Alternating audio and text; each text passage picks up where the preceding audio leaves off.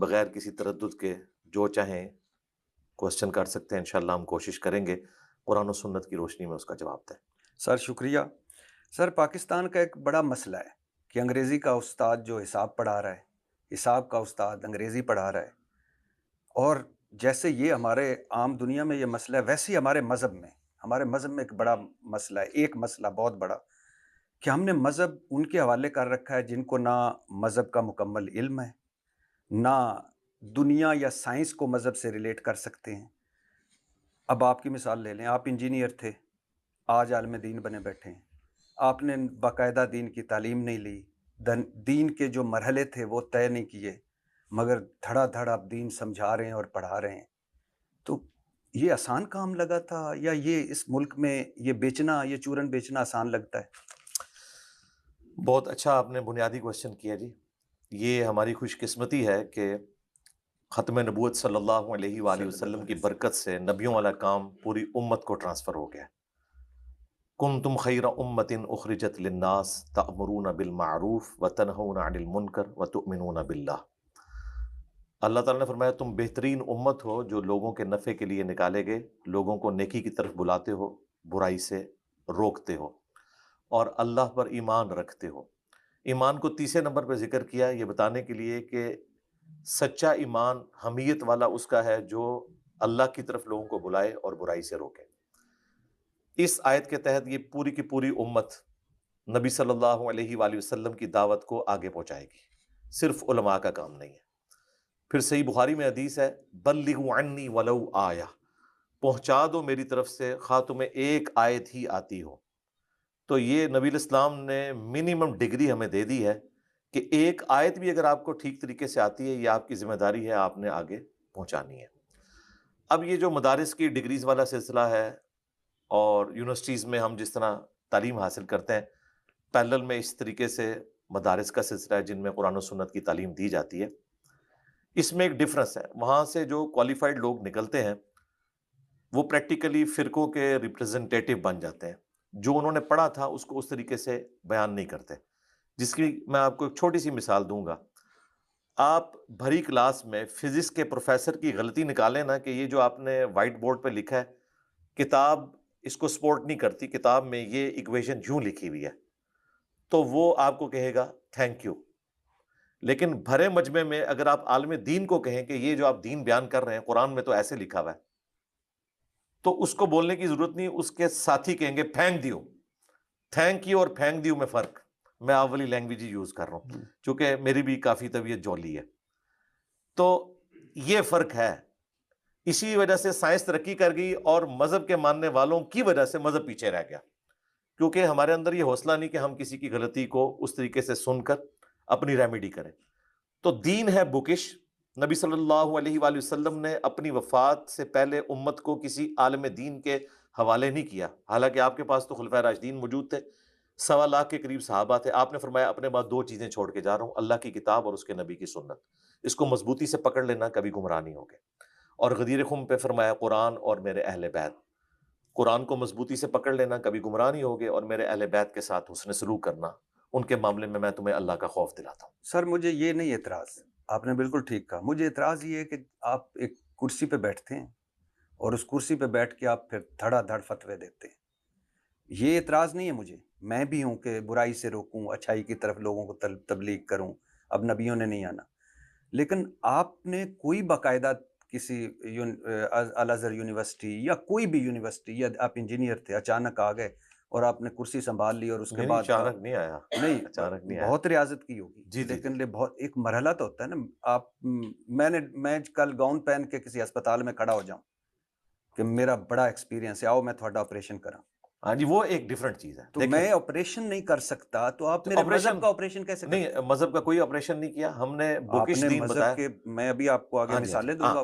اب آپ نے مجھے بتانا ہے کہ ہم نے جو یہاں پہ فتوے دیے ہیں کون سا ایسا فتویٰ ہے جو ہم نے خود سے دیا ہے؟ اگر ہم نے یہ بتایا کہ اللہ کے نبی یہ فرما کے گئے تو وہ قیامت تک کے لیے فتویٰ ہے اور دنیا کا کوئی مفتی اسے سر چیلنج نہیں کر سکتا۔ مجھے یہ بھی میں کب کہہ رہا ہوں، ابھی میں آگے آتا اچھا ہوں، پھر اگر آپ لیکن مجھے، ایگزامپل سے بات کریں گے پھر آسانی میں نہیں، ہوگی۔ میں وہی کروں گا، لیکن جب آپ باقاعدہ ایک تھرو، مثال کے طور میں پولیٹیکل آپ کو مثال دیتا ہوں، بے نظیر بھٹو پہ اس لیے الزام نہیں لگتا کہ وہ ایک تھرو پراپر چینل آئیں، اسٹرگل کر کے آئیں. بلاول بھٹو پہ یا مریم نواز پہ اس لیے اعتراض آتا ہے کہ وہ اس لیے آگے آ گیا کہ بے نظیر بھٹو کا بیٹا ہے، وہ اس لیے کہ نواز شریف صاحب کی بیٹی ہیں. یعنی آپ اٹھ کے آ کے بیٹھ گئے. تو یہی تو میری فیور میں جا رہی ہے بات. میں تو کسی مولوی کا بیٹا نہیں ہوں، میں نے کسی کی لیگسی نہیں سنبھالی. ہاں جی، علم دین حاصل کرنا ہر مسلمان مرد و عورت پر فرض ہے. سر پھر آپ دوسری طرف مجھے لے جا رہے ہیں. میں آپ کی نیکی پہ بھی شک نہیں کر رہا، تبلیغ پہ بھی شک نہیں کر رہا، آپ کے نالج پہ بھی شک نہیں کر رہا، لیکن کوئی پیچھے بیس تو ہونی چاہیے نا. بیس ہے نا، آپ کریٹیکلی چیک کر سکتے ہیں جو ہم بیان کر رہے ہیں. اگر وہ مثلاً اب اس کو میں ایک مثال دیتا ہوں، اس کے بعد اپنا سوال کریں. اگر کوئی آپ کو پرائمری اسکول کا بچہ یہ کہتا ہے سورۃ البقرہ کی آیت نمبر 279 میں لکھا ہوا ہے کہ سود خور کے خلاف اللہ اور اس کے رسول کی جنگ ہے، کیا یہ آیت اور سود کے اوپر حکم بتانے کے لیے کسی مدرسے کی ڈگری چاہیے؟ اگر میں آپ کو بالکل مکمل پتہ ہے کہ کس طرح مریض کو بے ہوش کرتے ہیں، کس طرح اس کو یہ مثال میں اس لیے غلط دے رہے ہیں نا. نہیں میں آپ کو بتا رہا ہوں، میں غلط نہیں دے رہا. اور لیکن آپ نے باقاعدہ کسی میڈیکل کالج میں نہیں گئے، وہ غلط ہوگا. ایم بی بی ایس یہ بھی غلط ہے جو نہ یہ غلط نہیں. میں آپ کو یہ فرق سمجھانے لگا ہوں. اسی لیے میں نے آپ کو بتایا نبی علیہ السلام نے فرمایا میری طرف سے ایک آیت بھی تمہیں آتی ہے نا آگے پہنچاؤ. ٹھیک ہے سر، میں کہہ رہا ہوں. اچھا آپ میری بات سن لیں. آپ پہنچا رہے ہیں، اچھی کر سرکار میری بات سن لیں. لیکن آپ نے پہنچا نہیں رہے. جی اس پہ آپ میں اس پہ بات پہ آؤں گا. پہلے میں آپ کو یہ بات بتا رہا ہوں. نبی علیہ السلام نے کہا ایک آیت بھی آئے پہنچا دو. کیا دنیا میں ڈاکٹر انجینئر یہ بات کر سکتا ہے کہ جسے ایک ایکویشن بھی آتی ہے وہ آگے پہنچائے؟ اس کے لیے پراپر پوری ڈگری کرنی پڑتی ہے، ٹیچنگ والا معاملہ ہوتا ہے. میں آپ کو بتا رہا ہوں کہ دنیاوی ڈگری اور دین کی ڈگری میں یہ فرق ہے. آپ نہیں بلیو کرتے کہ نہیں بلیو کرتے نا، اس لیے کہ صحابہ کرام کے پاس بھی کوئی ڈگریاں نہیں تھی. سر صحابہ کے وقت کتنے کوئی ان کے پاس باقاعدہ ڈگری ہولڈر نہ کوئی ڈگری ہو، نہ کوئی ڈگری ہو، کوئی ڈگری ہولڈر نبی صلی اللہ علیہ وسلم بالکل نہیں ان کے پاس موجود. اچھا نبی الاسلام موجود، آج بھی نبی الاسلام موجود ہے دنیا میں. کیسے؟ اپنی تعلیمات کی روشنی میں. جی ہیں. آپ بتا کے گئے ہیں کہ سود حرام ہے. آج بھی وہی آتی ہے. جی نہیں وہی نہیں. ہاں آپ بتا کے گئے ہیں سود حرام ہے، بتا کے گئے نا. جی ہاں. اب مجھے بتایا نبی علیہ السلام کا کام تھا سود حرام ہے. اب کسی مفتی نے کیا ویلیو ایڈیشن کی ہے یہ بات بتا کے کہ وہ اگر مجھے بتاتا ہے کہ سود حرام ہے، وہ تو قرآن میں بھی لکھا ہوا ہے. آپ دوسری طرف چلے گئے. دوسری طرف نہیں، میں آپ کو فرق بتانے لگا ہوں. آپ نے اس بات کو نہیں پکڑا. آپ دیکھیں یہ بڑا سینسٹیو مسئلہ ہے. نبی علیہ السلام نے کہا کہ پہنچا دو. آپ کے پاس باقاعدہ کوئی ڈگری ہے؟ دیکھیں یہ علیحدہ سے بالکل نہیں ہے. اللہ کا شکر ہے باقاعدہ میرے پاس علماء کی ڈگری نہیں، دین کی میرے پاس ڈگری ہے. بلغوا عنی ولو آیا، پہنچا دو میری طرف سے خواہ تمہیں ایک آیت بھی آتی ہو. اور اگلی بات، دنیا میں آپ اگر کنگ ایڈورڈ میڈیکل کالج کی ڈگری لے جائیں نا ایکسپٹ ہوتی ہے، لیکن آپ کسی ایک مدرسے کی ڈگری بتائیں جو ایکسپٹیبل ہے. سر یہ تو آپ لوگوں کا پھر ہے نا. نہیں ہمارا تو ہے نہیں. میں تو مدرسہ سسٹم کی آؤٹ پٹ ہی نہیں ہوں. مجھے آپ بتائیں کہ یہ مدرسہ ہے دنیا میں. الازہر کی آپ بات کر رہے ہیں، الازہر یونیورسٹی میں ڈاکٹر طاہر القادری صاحب کی کتابیں پڑھائی جاتی ہیں، لیکن ڈاکٹر طاہر القادری صاحب کو کروڑوں لوگ اور لاکھوں علماء کہتے ہیں یہ جہل مطلق ہے. یہ آپ کی ڈگری کی اوقات ہے. سر میں بتا رہا ہوں کہ ڈگری تو ایگزسٹ ہی نہیں کرتی دنیا میں. ڈاکٹر انجینئر کی ڈگری تو مانی جاتی ہے، علماء کی ڈگری کو علماء ہی نہیں مانتے. میرے لیے ڈاکٹر طاہر القادری اتنے ہی باعزت ہے. آپ کے احترام سے کوئی فرق نہیں پڑتا. نہیں لیکن آپ کو بھی اسی طرح بہت سارے لوگ کہتے ہیں. لیکن میں آپ کو بتا رہا ہوں کہ جہل مطلق ہے. یہ میں آپ کو وہ ایک علیحدہ بات ہے. میں آپ کو ڈفرنس بتانے لگا ہوں دنیاوی ڈگری کا. فزکس کا پروفیسر اگر اپنی ڈگری لے کے جاتا ہے نا کہیں پہ، دنیا میں ایکسپٹ ہوتی ہے، چاہے وہ ہندو ہو، چاہے وہ سکھ ہو، مسلمان ہو.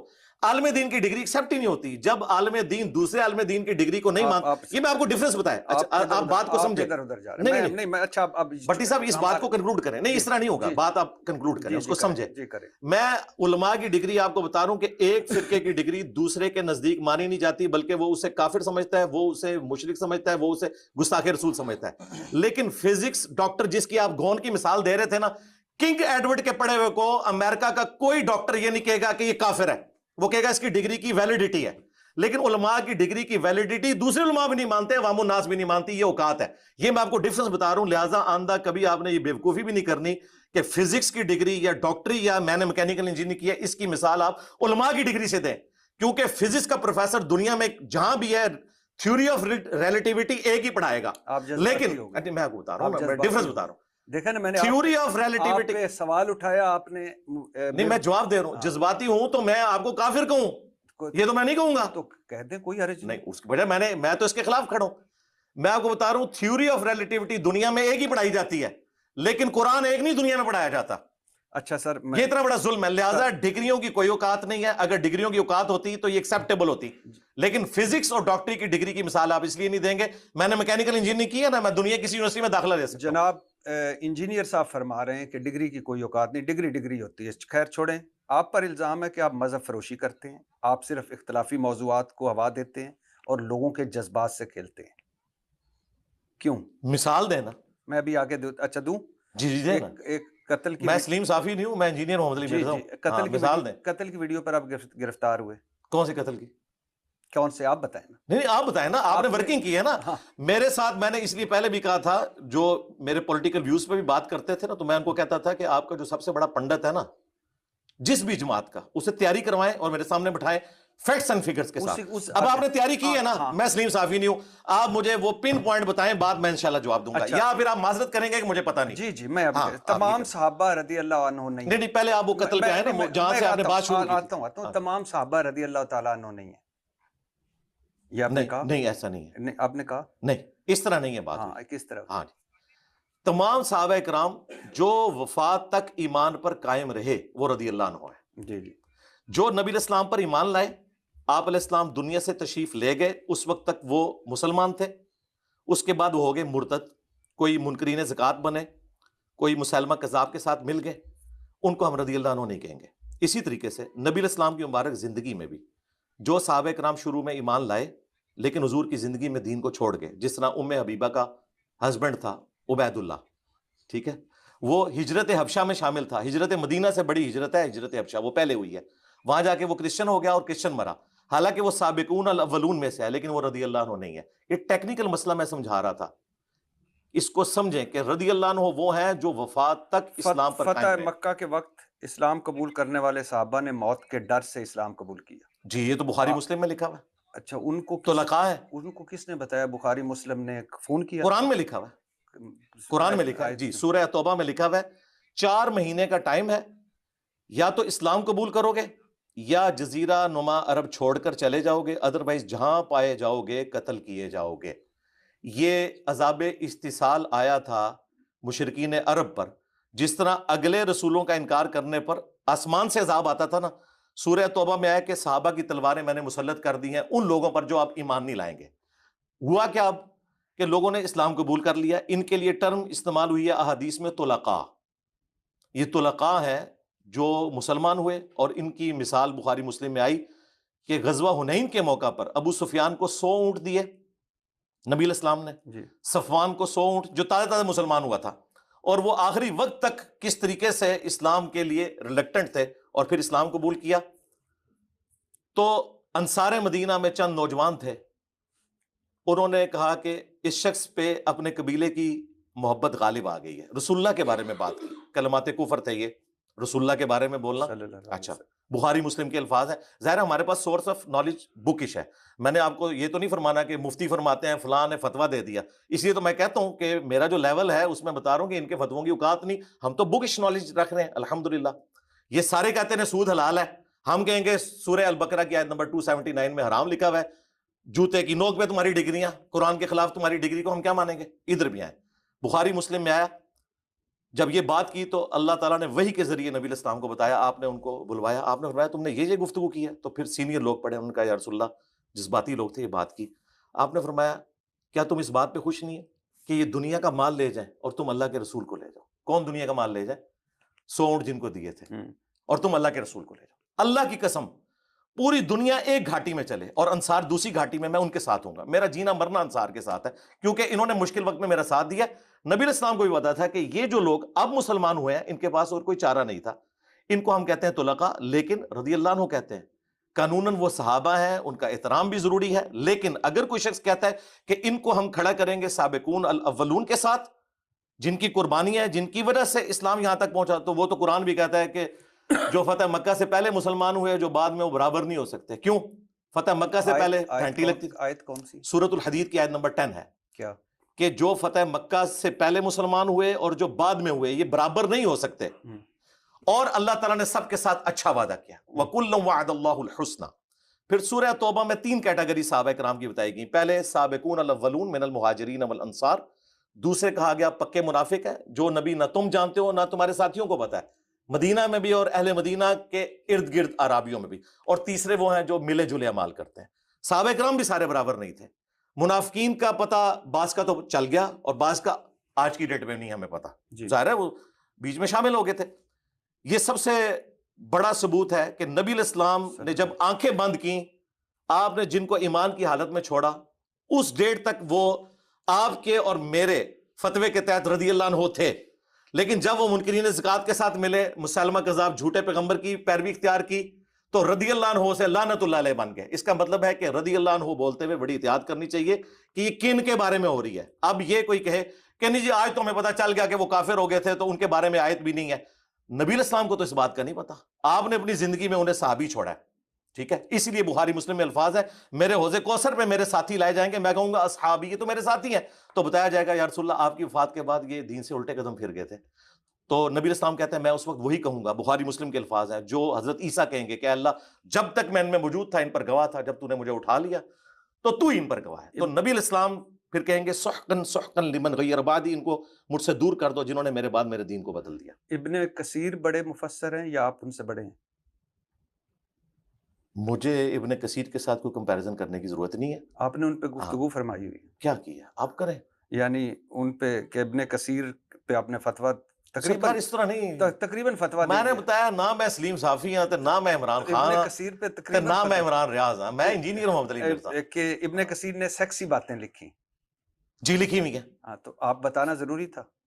وہ بتانا اس لیے ضروری تھا کہ ابن کثیر کی ہوئی غلطیاں قرآن کے کھاتے میں نہ پڑے۔ قرآن کی تفسیر کے ساتھ جو کچھ کیا گیا اس کی وجہ سے نان مسلمز کے ہاتھ وہ چیزیں لگی۔ رنگیلا رسول جو کتاب ہے یہ کہاں سے آئی ہے؟ آپ کیا سمجھتے ہیں اس نے بیٹھ کے نبی الاسلام کے اوپر الزام لگایا ہے؟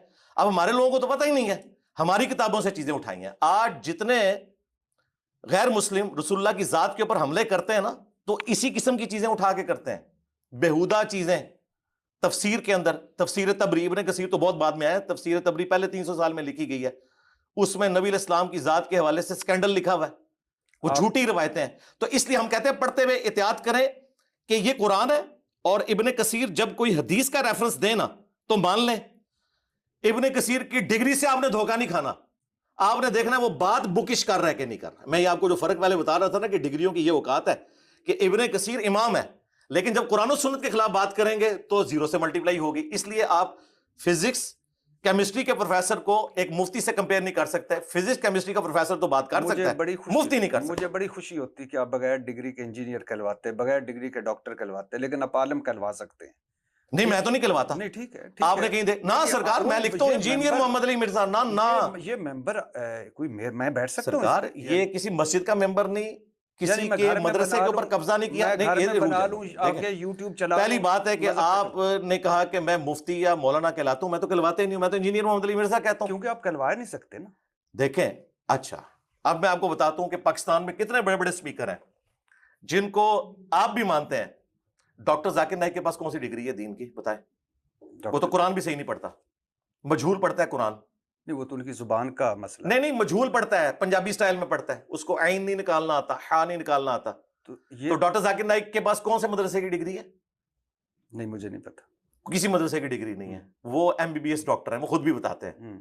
تو پوری دنیا کے علماء نے ان کو اپنے اسٹیج پہ بٹھایا ہوا ہے، اور آپ کا دنیا میں اس وقت امام دنیا اور آخرت کا سعودی عرب ہے، انہوں نے سب سے بڑا ایوارڈ اس کو دیا ہوا ہے، شاہ فیصل ایوارڈ، اسلام کی خدمت کا۔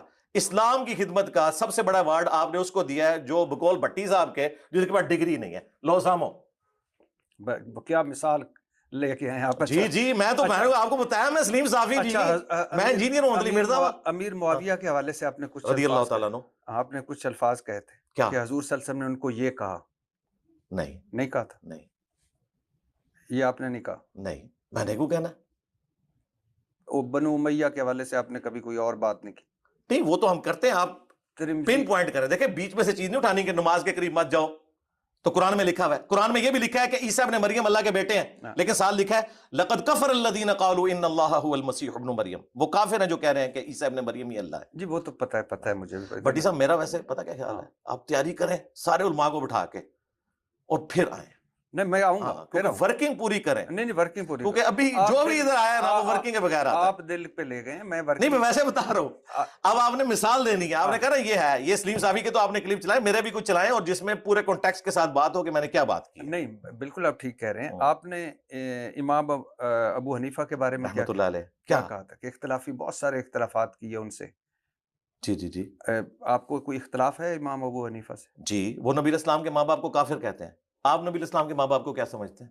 نہیں میں تو نہیں کہتا کافر. ہاں تو وہ کہتے ہیں، یہ مجھے ان سے اختلاف ہے. آپ کا کیا خیال ہے، وہ غلط کہتے ہیں؟ جی غلط کہتے ہیں بالکل. آپ بکش نالج کوئی جی بکش نالج یہ ہے کہ نبی الاسلام کے ماں باپ اہل فطرت ہیں.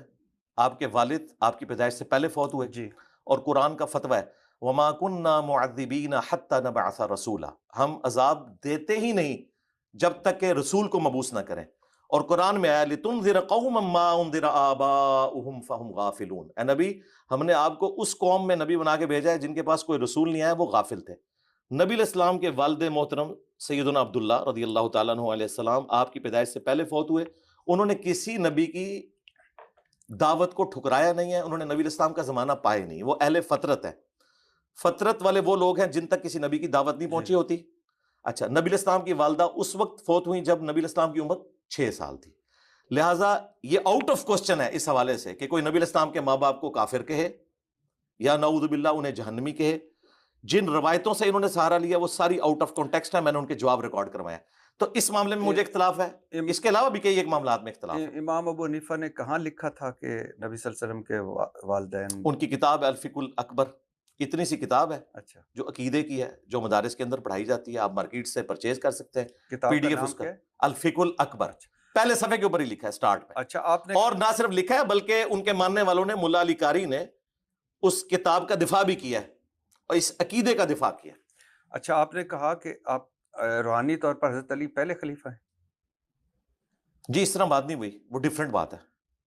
لیکن ہمارے پاس تو وہ حدیث ہے، وہ کیا؟ صحیح حدیث ہے کہ اگر میرے بعد کوئی نبی ہوتا تو عمر ہوتا. جی بالکل ہے. تو آپ نے، میں آپ کا ایک ٹی وی شو بھی دیکھ رہا تھا، اس میں آپ نے حضرت موسیٰ اور ہارون اور نبی اور حضرت علی، جی وہ بخاری مسلم کی حدیث جی پیش جی کی. وہ یہ ساری باتیں اپنی جگہ درست ہیں، اپنے اپنے کانٹیکسٹ میں رکھ لیتے ہیں، نا. ایک ایک کر کے شروع کر ہاں دیتے ہیں. تو آپ نے کہا کہ روحانی طور پر حضرت علی پہلے خلیفہ ہیں، جبکہ سیاسی طور پر ابو بکر صدیق پہلے خلیفہ ہیں. یہ روحانیت اور سیاست اور یہ آپ نے کیسے دو ہاں یہ اس صحابہ طرح نہیں ہوا تھا. یہ مولانا اسحاق صاحب کے اوپر اعتراض کیا گیا تھا. انہوں نے سنی شیعہ کنفلکٹ کو ختم کرنے کے لیے بات کی تھی کہ اگر اہل تشیع سیدنا ابو بکر، عمر، عثمان کی خلافت سے اختلاف کرتے ہیں نا، تو ایٹ لیسٹ اس چیز کو ایکسیپٹ کریں کہ سیدنا علی نے انہیں ایکسیپٹ کیا ہے، اور ہر معاملے میں حضرت علی سے وہ مشورہ کر کے چلتے تھے. تو وہ کہتے تھے کہ آپ اس کو اگر یوں ریزالو کریں نا، کہ آپ کہتے ہیں کہ ہم ان کو سکسیسر مانتے ہیں، تو آپ یوں کہہ لیں کہ روحانی طور پر سیدنا علی اس حوالے سے نبی اسلام کے علم کے وارث ہیں، کیونکہ علم کے اعتبار سے تو ٹاپ کے اوپر تھے، وہ چیف جسٹس تھے. پہلے خلیفہ کون تھے؟ سیدنا ابو بکر رضی اللہ تعالیٰ عنہ. تو پھر تو روحانیت میں اب کہاں آپ سے آ گئی؟ کو سرکار، آپ پتہ کیا ہے، جب آپ نے مقدمہ سمجھنا ہے نا، ہاں. ابھی تو آپ قرآن پہ نہیں آئے. قرآن میں بھی سر میں ایک لے مین ہاں ہوں، جی آپ عالم دین ہیں، جی جی، یعنی دین کا آپ کا نالج مجھ سے تو اسی بہت تو آپ کو زیادہ ہے. سمجھانا چاہ رہے ہیں. میں ایک لے مین ہوں مثال کے طور پہ. جیسے آپ نے ابھی ایک آیت بتائی کہ حضرت عیسیٰ اللہ کے بیٹے ہیں، اور پھر آگے آیت ہے کہ جو یہ کہے گا وہ جی کافر جی ہے. جی، تو میرے لیے، میرے جیسا بندہ جو دین کا نالج نہیں رکھتا، اس کو آپ نے گھسیڑ دیا ایک روحانیت اور ایک سیاست نہیں اس طرح میں. نہیں ہوا. یہ پورا مقدمہ آپ کے لیے تو ہے ہی نہیں یہ مقدمہ. تو یہ کس کے لیے؟ ہاں یہ ان لوگوں کے لیے جن کا یہ انٹرسٹ ہے. جس کو واقعہ کربلا سے انٹرسٹ نہیں ہے نا، اس کے لیے ٹاپک نہیں ہے. وہ ممی ڈیڈی ہے، 100 دفعہ سبحان اللہ پڑھے، 100 دفعہ الحمدللہ پڑھے. جب وہ اختلافی موضوعات میں آئے گا تو یہ پوری سائنس اس کو سمجھنی پڑے گی کہ اتنی بڑی دراڑ کیسے ہے کہ دنیا میں 15% مسلمان شیعہ ہیں، 85% اہل سنت ہے، اور دنیا کے ہر کونے میں شیعہ موجود ہے. آخر اتنی بڑی دراڑ ہے. مدینہ شریف کے اندر آج بھی 40% شیعہ رہتے ہیں. ٹھیک ہے. اسی طریقے سے دنیا میں اہل سنت کے تو 4 فرقے چل رہے ہیں، حنفی، شافعی، مالکی، حنبلی، لیکن شیعہ اثنا عشری ایک ہی ہے جو ہر طرف موجود ہے. تو آخر اس کے پیچھے کوئی ریزن ہے تو ہم اس کو کنکلوڈ کرتے ہوئے یہ ساری چیزیں بتاتے ہیں. میں آپ کو بتاؤں، اگر آپ اس طرح ڈسکشن کریں گے تو قرآن حکیم میں بھی کئی ایک کنٹراڈکٹری سٹیٹمنٹس ہیں جو بیک وقت ساری درست ہیں اپنے اپنے کانٹیکسٹ کے اعتبار سے. ہم ایک ایک کو ڈسکس کریں گے. مثلا میں آپ کو ایک مثال دیتا ہوں آپ کے کیمرے میں. قرآن میں آیا انک لا تہدی من احببت ولکن اللہ یہدی من یشاء، اے نبی جس سے تم محبت کرتے ہو تم اسے ہدایت نہیں دے سکتے، اللہ جسے چاہتا ہے ہدایت دیتا ہے۔ اگر میں اس سٹیٹمنٹ کو اٹھاؤں اور میں کہوں کہ قرآن میں تو واضح لکھا ہے نبی ہدایت نہیں دیتے، کیا کسی مسلمان کا عقیدہ ہے کہ نبی ہدایت نہیں دیتے؟ ہم تو کہتے ہیں نبی الاسلام ہمارے ہدایت کے امام ہیں، لیکن قرآن میں تو لکھا ہے جس سے تم محبت کرتے ہو اسے ہدایت نہیں دیتے۔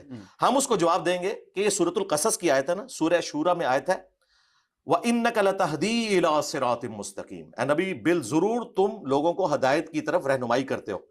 وہاں آیا کہ ہدایت نہیں دیتے، یہاں رہنمائی کرتے ہو۔ دونوں سٹیٹمنٹ 180 ڈگری جو سٹیٹمنٹس ہیں نا جی، یہ بیک وقت درست ہیں۔ نبی الاسلام کسی کی تقدیر بدل کر اسے ہدایت نہیں دے سکتے، لیکن ہدایت کی طرف رہنمائی کر سکتے ہیں۔ وہاں آیا انک لا تہدی، اے نبی تم ہدایت نہیں دے سکتے، یہاں آیا انک لتہدی، تم ضرور ہدایت دیتے ہو۔ تو یہ 180 ڈگری سٹیٹمنٹس بیک وقت درست ہے۔ اس طریقے سے ہم نے مختلف ویڈیوز میں جو مختلف باتیں کی ہوتی ہیں نا، وہ اپنے کانٹیکسٹ کے ساتھ ہوتی ہیں۔ بعض اوقات ہم ریبٹل کر رہے ہوتے ہیں الزامی جواب کے طور پر، بعض اوقات کسی کلیریفیکیشن دے رہے ہوتے ہیں کہ وہ یہ کہنا چاہ رہا تھا اس میں یوں تھا۔ باقی ہم چونکہ اہل سنت کے منہج کو لے کے چل رہے ہیں، اہل سنت کی کتابیں پڑھی ہوئی ہیں، ہمارا تو بنیادی موقف بنو امیہ سے جو اختلاف ہے وہ اسی بنیاد کے اوپر ہے کہ بنو امیہ خلفائے راشدین کے ساتھ انہوں نے وفاداری نہیں کی، سیدنا ابوبکر، عمر، عثمان و علی کے ساتھ رضی اللہ عنہم اجمعین وعلیہم السلام اجمعین۔ اور سیدنا ابوبکر رضی اللہ تعالیٰ عنہ کی اولاد ان کی وفات کے بعد حضرت علی کے ساتھیوں میں سے تھی۔ آج شیعہ جو اہل سنت کو ٹونٹ کرواتے ہیں وہ بالکل درست کرواتے ہیں کہ آپ کہتے ہو صحابہ کی اولاد، تو محمد بن ابی بکر تو حضرت ابوبکر کے بیٹے تھے جو حضرت علی کے ساتھ تھے، اور جنگ جمل میں حضرت عائشہ کو وہ سمجھانے گئے تھے کہ میری بہن واپس چلی جا، خلیفہ وقت حضرت علی ہیں۔ تو خلفۂ راشدین تو آپس میں ایک تھے، بعد میں جو اختلافات آئے اس کی وجہ سے دو دراڑیں ہوئیں۔ جب ہم ان مقدمات کو ایڈریس کرتے ہیں تو پورا اس کا بیک گراؤنڈ بتاتے ہیں اور پھر ان چیزوں کو سیٹل ڈاؤن کرتے ہیں۔ اچھا، آپ نے، میں جو آپ پہ اعتراضات ہیں یا جو بات چیت ہے، آپ نے، میں جب سوال کرتا ہوں تو آپ نے یس نو کرنا ہے کہ اگر آپ نے ایسی بات کی ہے تو اس پہ ہم بات کر سکتے ہیں۔ یہ تو ہو ہی نہیں سکتا، ہو سکتا ہے میں غلط کہہ رہا نہیں ہوں۔ پتا کیا ہے، آپ اگر مجھے کہیں کہ قرآن میں لکھا ہوا ہے کہ نبی ہدایت نہیں دیتے، میں کہوں گا یس، نہیں وہ تو نہیں، آپ بھی کافر میں بھی کافر، ہاں وہ کانٹیکسٹ ہو جائے گا نا۔ اگر یس نو میں آتا ہوا نا تو میں دے دوں گا، ادروائز نہیں، معذرت۔ نہیں یس نو اس طرح نہیں، اب تفصیل سے بتائیں۔ میں اچھا ہاں بس ٹھیک ہے، میں آپ کو آپ کی بات بتاؤں گا، آپ کہیں گے کہ ہاں میں نے کی ہے، اور اس طرح میں نے آپ کی کسی بات کا انکار نہیں کیا، میں نے یہ کہا کہ بات اس طرح نہیں اس طرح ہوئی ہو۔ آپ نے کہا نبی کریم صلی اللہ علیہ وسلم کے وصال کے بعد مسلمانوں میں جو اختلافات پیدا ہوئے وہ مال کی وجہ سے تھے۔ جی بالکل، بخاری مسلم میں لکھا ہوا ہے۔ لیکن علماء بہت سارے سمجھتے ہیں کہ وہ اجتہاد کی وجہ سے تھے۔ کون سا اختلاف؟ اجتہاد نہیں، اجتہاد کی وجہ سے کون سا اختلاف؟ مثال کے طور پہ بہت سارے نہیں، ہر اختلاف تو اس وجہ سے نہیں تھا نا۔ ہاں، جو اختلاف ہوا بعد میں سیدنا علی خلیفہ وقت کے خلاف لوگ کھڑے ہوئے، بخاری مسلم میں حدیث ہے مجھے اپنے بعد تم سے یہ خطرہ نہیں کہ تم شرک کرو گے۔ یہ آپ نے اپنی وفات سے 1 مہینہ پہلے خطبہ دیا۔ عقبہ بن عامر کہتے ہیں، بخاری مسلم کے الفاظ ہے کہ میں نے آخری دفعہ ممبر پہ نبی الاسلام کو دیکھا تھا، غزوہ احد کے شہداء کے قبرستان میں جا کے خطبہ دیا، مجھے یہ خطرہ نہیں کہ تم میرے بعد شرک کرو، لیکن یہ ڈر ہے کہ تم آپس میں ایک دوسرے سے لڑو گے دنیا کی محبت میں، ایک دوسرے کو قتل کرو گے اور تباہ و برباد ہو جاؤ گے جس طرح اگلے تباہ و برباد ہو گئے۔ تو جو خلافت راشدہ کا ڈاؤن فال ہے وہ ایک دم نہیں ہوا۔ حضرت ابوبکر اور عمر کی جو خلافتیں ہیں یہ پرفیکٹ ہیں، خلافت محفوظہ ہیں، لیکن سیدنا عثمان کے دور کے بعد خلافت مفتونہ شروع ہو گئی، یعنی فتنوں کا دور ہو گیا۔ اس میں خلفاء اچھے تھے لیکن وہ پرفیکشن نہیں تھی جو پہلے 2 خلفاء کے دور میں تھی پبلک لیول کے اوپر، اور پھر آہستہ آہستہ ڈاؤن فال ہوتے ہوتے 30 سال کے اندر خلافت راشدہ ختم ہو گئی اور پھر ملوکیت شروع ہو گئی۔ یہ ایک دن میں نہیں ہوا کہ رات کو آپ سوئے تھے خلافت کی حالت میں اور صبح ملوکیت ہو گئی۔ تو یہ دنیا میں ہمیشہ ہوتا ہے، یہ اللہ کا قانون ہے کہ ڈاؤن فال جب ہوتا ہے وہ آہستہ آہستہ ہوتا ہے۔ صحیح مسلم میں حدیث ہے کہ کوئی نبی بھی ایسا دنیا میں نہیں آیا کہ اس کے چند جانثار صحابہ ہوں گے جو پورے پیشن کے ساتھ اس کے ساتھ چلتے ہیں، پھر جب وہ فوت ہو جاتے ہیں تو ان کے جانشین پھر ناخلف لوگ بن جاتے ہیں۔ وہ کرتے ہیں جس کا حکم نہیں دیا گیا ہوتا، اور جس کا حکم دیا گیا ہوتا ہے وہ اس کی مخالفت کرتے ہیں۔ ایسے جانشینوں کے خلاف جو ہاتھ سے جہاد کرے وہ بھی مومن ہے، جو زبان سے جہاد کرے وہ بھی مومن ہے، جو دل میں اور جو دل میں کرے وہ بھی مومن ہے، لیکن یہ آخری درجہ۔ جی ہاں، تو یہ ہر امت کے ساتھ ہے. اچھا آپ نے حضرت خالد بن ولید رضی اللہ تعالیٰ عنہ آخری وقت تک صحابی تھے نا؟ کوئی صحابیت سے نکالا تو نہیں گیا؟ نہیں بالکل نہیں، صحابی ہیں. صحابی ہیں. الحمدللہ. سیف اللہ کوئی شک نہیں. میرے تو ان کی شان میں پورے لیکچرز ریکارڈ ہیں. اچھا آپ کے حوالے سے چل رہا تھا کہ آپ نے شاید کہا کہ وہ صحابیت سے نکال دیے گئے تھے. نہیں کوئی کسی نہیں وہ اس طرح نہیں بات ہوئی تھی. وہ ایسے ہوا تھا کہ جو صحابہ کرام فتح مکہ سے پہلے مسلمان ہوئے اور جو بعد میں، وہ برابر نہیں. صلح حدیبیہ کے بعد مسلمانوں کا گراف گیا تھا اوپر.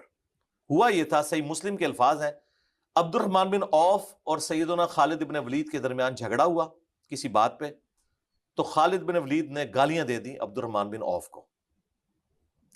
ٹھیک ہے، گالیاں دے دی. صحیح مسلم. اچھا، تو نبی علیہ السلام کو شکایت کی خالد بن ولید کی. صحیح مسلم میں ہے. جی صحیح مسلم ہے. جی صحیح مسلم کے اندر یہ حدیث موجود ہے، صحابہ کرام کے فضائل کے چیپٹر میں، سعد ابن ابی وقاص کے فضائل کے چیپٹر میں، اور یہ عبد الرحمن بن عوف کے فضائل کے بخاری چیپٹر میں نہیں، بخاری میں بھی اس کا کچھ حصہ موجود ہے. یہ گالیاں والا جی اس میں آدھا حصہ ہے، وہ میں آپ کو پوری حدیث بتا رہا ہوں. جس طرح کچھ چیز بخاری میں آتی ہے، باقی مسلم میں، کچھ حصہ قرآن میں آیا ہوتا ہے، باقی بخاری میں. یہ پورا بخاری مسلم کے حوالے کے بعد تو پھر گنجائش نہیں رہتی. اہل سنت تو ظاہر ہے ان بنیادی کتابوں کو مانتے ہیں قرآن کے بعد. تو جب انہوں نے عبد الرحمن بن عوف نے شکایت کی تو نبی علیہ السلام نے حضرت خالد بن ولید کو بلا کے ڈانٹا اور کہا میرے صحابہ کو گالی مت دو، تم اب احد پہاڑ کے برابر سونا بھی خیرات کر دو. یہ وہ آدھی حدیث ہے جو آپ کو مولویوں نے اور مفتیوں نے بتائی تھی. اسی تو ہم ان ڈگریوں سے اختلاف کرتے ہیں کہ آپ کو جعلی باتیں بتاتے ہیں. یہ خالد ابن ولید کو نبی علیہ السلام نے کہا تھا کہ تم اب احد پہاڑ کے برابر سونا بھی خیرات کر دو. میرے عبد الرحمن بن عوف نے ایک مد بلکہ اس کا آدھا گندم جو دی ہے، ایک پاؤ گندم، اس کے برابر ثواب نہیں ہو سکتا. احد پہاڑ 7 میل کے اوپر پھیلا ہوا چٹیل پہاڑ ہے، وہ سونا ہونا تو عبد الرحمن بن عوف اتنی سی گندم کرے نا خالد، تمہارا وہ سونا اس کو نہیں پہنچ سکتا. ٹھیک ہے، یہ میں نے بیان کیا تھا کہ دیکھیں صحابی تو عبد الرحمن بن عوف بھی تھے اور خالد ابن ولید بھی تھے، لیکن خالد ابن ولید کو نبی علیہ السلام کیا کہہ رہے ہیں؟ تم میرے صحابہ کو گالی مت دو. ہونا چاہیے تھا کہ تم اپنے ساتھیوں کو نہ دو. میرے صحابہ ان کے ساتھ کہہ دیا اور ان کو الگ کیا. کیوں؟ کہ عبد الرحمن بن عوف مشکل وقت کے ساتھی تھے جب اسلام کا گراف نیچے تھا. صلح حدیبیہ سے پہلے، صلح حدیبیہ میں تو پاور تسلیم کر لیا تھا، تو ایک ایک کر کے پھر سب لوگ اسلام قبول کرنا شروع ہو گئے. اور خالد بن ولید کا بھی آپ اسلام کا واقعہ دیکھیں، اور حضرت عمر بن عاص، انہوں نے اکٹھا اسلام قبول کیا. یہ امپریس ہو گئے تھے کہ یار یہ شخص ہم پر غالب آ گیا ہے، ہماری ساری پلاننگ فیل ہو گئی ہے، ہماری ساری طاقت دھری کی دھری رہ گئی ہے. یہ اس بات کا ثبوت ہے کہ اللہ کی غیبی مدد ہے، یہ اللہ کے رسول ہے. اس چیز کی وجہ سے امپریس ہوئے تھے، لیکن کبھی وہ ان کا درجہ حاصل نہیں کر سکتے. باقی ہمارے اعتبار سے ہم آج کی ڈیٹ میں کسی صحابی کو بھی گالی نہیں دے سکتے، لیکن ہم نے بتایا تھا انیشلی یہ بات خالد بن ولید کے بارے میں تھی، اور اس سے پھر ہم نے کنڈیم کیا تھا کہ بنو امیہ کے دور میں جب حضرت علی پر ممبروں پر سب و شتم ہوتا تھا. صحیح مسلم میں حدیث موجود ہے، لعن اللہ ابو تراب، ابو تراب علی ابن ابی طالب پر لعنت. یہ ممبروں پر کہلوایا جاتا تھا.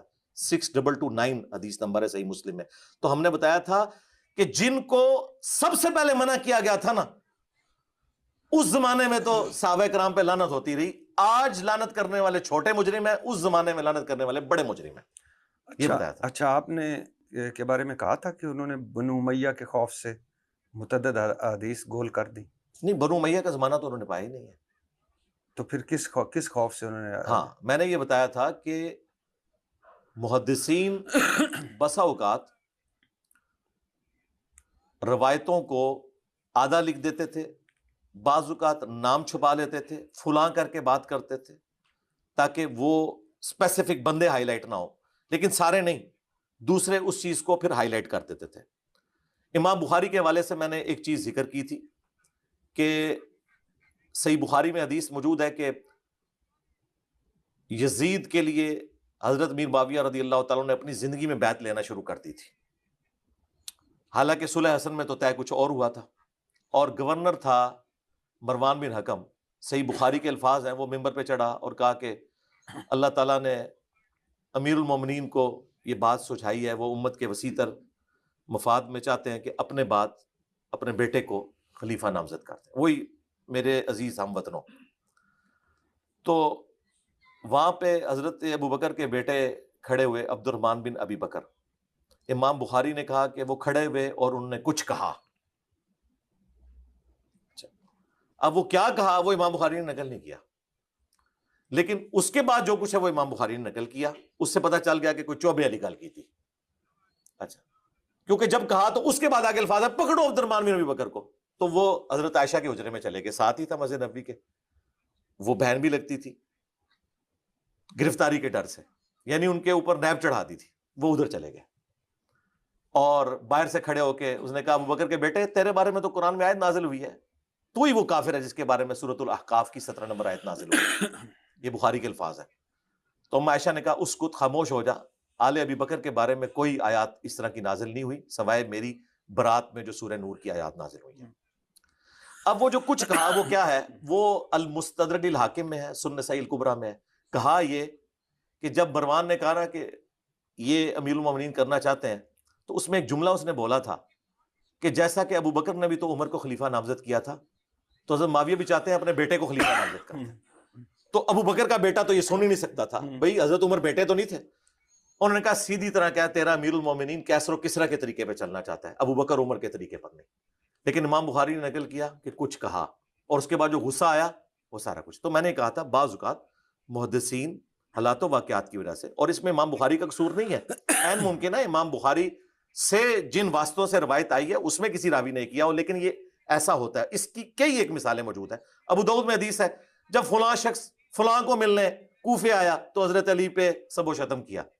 لیکن یہ حدیث مسند احمد میں سنن نسائی کبریٰ میں آتی ہے، تو آتا ہے کہ حضرت معاویہ مغیرہ ابن شعبہ کو ملنے کوفے آئے تو انہوں نے ممبروں پہ خطیبوں کو کھڑا کیا حضرت علی پہ سب و شتم کرنے کے لیے. ابو داؤد میں آتا ہے کہ حضرت علی کے اوپر سب و شتم ہو رہا تھا مغیرہ ابن شعبہ رضی اللہ تعالیٰ عنہ کے سامنے. اچھا، اور مسند احمد میں پھر پوری ڈیٹیل آئی اور بتایا کہ یہ کون سے صحابی تھے جن کے سامنے یہ کچھ ہو رہا تھا. تو اس طرح بعض محدثین کو چیز نقل کرتے تھے. تو یہ اس کانٹیکس میں بات ہو رہی ہے. اگر یہ بات ہوتی کہ ہم امام بخاری کو کوئی کرٹیسائز کر رہے ہوتے تو یہاں میں نے بخاری تو نہ رکھی ہوتی. نہیں، آپ بہت سارے ایسے یعنی ان میں ساری چیزیں تو غلط نہیں ہو سکتی نا، کریٹیسائز نہیں، ہم تو اس کو صحیح مانتے ہیں. نہیں، میں بھی صحیح ہاں مانتا ہوں. صحیح مانتے ہیں الحمدللہ. اچھا، آپ نے کہا امام ترمذی کی فرقہ واریت کی بیماری میں مبتلا تھے امام صاحب، اور ان کے دل میں بغض اہل بیت تھا. امام ترمذی کے دل میں بغض اہل بیت تھا؟ جی، نہیں، میں نے یہ بات اور یہ فرقہ واریت کی بیماری ہاں میں نے یہ کہا تھا کہ فرقہ واریت ایک ایسی چیز ہے سنی شیعہ کنفلکٹ بننے کے بعد کہ یہ کیفیت کسی کے اوپر طاری ہو سکتی ہے، خواہ وہ امام ترمذی کیوں نہ ہو. اور یہ کسی کانٹیکسٹ میں بات ہوئی تھی. وہ کانٹیکسٹ یہ تھا کہ صحیح مسلم میں حدیث ہے نبی اسلام نے بغیر خوف کے، بغیر بارش کے، بغیر سفر کے مدینہ شریف میں زور اثر کو جمع کیا اور اس کے بعد مغرب اور عشاء کو. ابن عباس سے پوچھا گیا کیوں کیا؟ انہوں نے کہا تاکہ امت کے لیے آسانی ہو جائے، کوئی تنگی باقی نہ رہے، کہ نمازوں کو آپ جمع کر سکتے ہیں بغیر خوف کے، بغیر بارش کے، بغیر سفر کے. یعنی وہ بتانا چاہ رہے تھے کوئی مجبوری نہیں تھی، اس کے باوجود دو نمازیں اکٹھی پڑھا دی، زور اثر اور مغرب عشاء. امام ترمذی نے بھی ان روایتوں کو نقل کیا ہے. اس کے بعد وہ کہتے ہیں کہ لیکن امام شافعی اور احمد بن حنبل کہتے ہیں کہ بغیر مجبوری کے نمازوں کو جمع نہیں کرنا چاہیے. تو میں نے کہا حدیث یہ نہیں کہہ رہی تھی، حدیث تو کھول کے کہہ رہی ہے بغیر خوف کے، بغیر بارش کے، بغیر سفر کے. یہ کہتے ہیں نہیں، یہ تو نہیں کہا بغیر مجبوری کے، کہا ہے یہ کیونکہ اس کے آگے جب پوچھا گیا کیوں کیا تو انہوں نے کہا تاکہ امت کے لیے آسانی ہو جائے، کوئی تنگی باقی نہ رہے. یعنی یہ ایک آپشن بھی اویلیبل ہو. گو افضل 5 الگ وقت میں، لیکن جمع کر سکتے ہیں کہ 10 حدیثیں ہیں صحیح مسلم میں اوپر تلے 1628 سے 1637 تک. تو اس پہ جو امام ترمذی نے احمد بن حنبل اور امام شافعی کا قول نقل کیا تھا اس میں نے کامنٹس کیے تھے کہ چونکہ سنی شیعہ فرقہ واریت ہو چکی ہے، شیعہ نے ٹسل لگائی ہے کہ انہوں نے 3 اوقات میں 5 نمازیں پڑھنی ہے، اور سنیوں نے یہ ٹسل لگائی ہے کہ نمازوں کو جمع نہیں کرنا. یہ دراڑ آ چکی ہے نا، اس کی وجہ سے یہ سب کچھ ہمیں دیکھنا پڑا. لہٰذا فرقہ واریت یا اختلاف رائے جو اس حوالے سے سامنے آتا ہے، خواہ آج کا کوئی عالم بیان کرے، خواہ امام ترمذی کرے، تو آپ کو پڑھنے سے پہلے سوچنا چاہیے کہ حدیثوں کے ہوتے ہوئے اگر کوئی امام کامنٹ کر رہا ہے تو اس میں عین ممکن ہے کہ اس کی جو سنی شیعہ کنفلکٹ والا جو ایک معاملہ ہے وہ آ گیا.